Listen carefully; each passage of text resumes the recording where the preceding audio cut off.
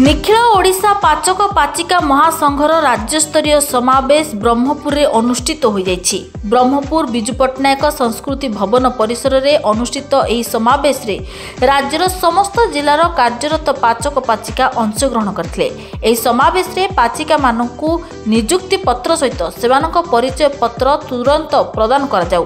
सेमानक दैनिक मजूरी 452 टंका हिसाब रे मासकु 13,500 टंका प्रदान करा जाऊ। विभिन्न स्वयं सहायक दल परिवर्ते सरकार पाचिका मानकु निज अधीन रखी सेमानक समस्त सुविधा प्रति दृष्टि दियंतु।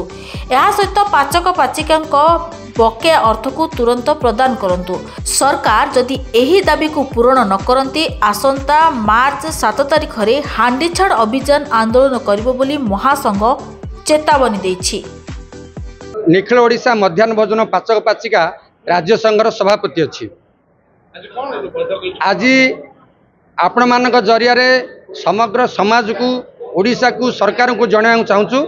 एमाने होचंती सारा ओडिशार सरकारी विद्यालय गुड़े मध्याह्न भोजन रोषेई करथुवा पाचिका माँ माने। पाचिका तो माने माँ माने माँ भाया एमाने उत्सर्गीकृत ढंग से 30 वर्ष धरिक खटिले आज शुणिक आश्चर्य हे। एमान दरमा 6 घंटा बराबर खटणी रे मात्र 60 टंका माने घंटा को आप जहाँ पड़ुचे आप गणित को नहीं पारे। आज आम ये एकाठी होबार आ गोटे मुख्य कारण है 30 वर्ष खटला कार नियुक्ति पत्र न थाए क्या परिचय पत्र न थाए।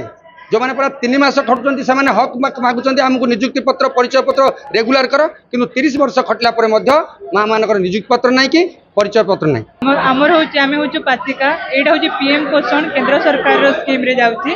आमर यहाँ केंद्र 60% और राज्य 40% रे चली। आमर 2018 पूर्वर आमर 1000 टंका मिलूला जोटा कि 60% रे 600 टंका आमको केंद्र सरकार दौले आ 40% रे 400 टंका केंद्र सरकार दौले। 2018 रे आमर 2000 टंका घोषणा है। 40% राज्य सरकार 40 टंका देले 60% रे केंद्र सरकार 600 टंका देवा कथा आज पर्यंत देना। वर्तमान 2000 रु 3000 टंका घोषणा कले 1000 टंका बढ़ेले सेटा भी केबेठू लागू करबे देना। आमर कहिबार माने जदि एटा पीएम पोषण अच्छी 60% केंद्र अच्छी 60% केबे देले 2018 पूर्व 600 टंका देथिले। वर्तमान जदि राज्य सरकार आमको 3000 टंका दउचंती सेथरु 2400 टंका राज्य सरकार अच्छी ताहले केंद्र सरकार 60% केते टंका देबे। आमर से 600 काटी देले आमर राज्य केंद्र मिलसी कि 6000 टंका वर्तमान होची। आमे दाबी करछे जोटा से 40% और 60% करछंती। वर्तमान एबे राज्य केंद्र दुई सरकार गोटे जगार अच्छी। आमे आगुरु जाउथुनो राज्य सरकार पाखकु से कहउथिले तुमको केंद्र दउ नै। एबे तो राज्य केंद्र दुईटा अच्छी गोटे जगार छै डबल इंजन सरकार। आमको आमर प्राप्य दिया जाऊ दिन मजूरी दिया जाऊ आमे 50,000 40,000 मागुनो। गंजाम ब्रह्मपुररु अभिमन्यु मिश्रଙ୍କ रिपोर्ट चर्चा न्यूज।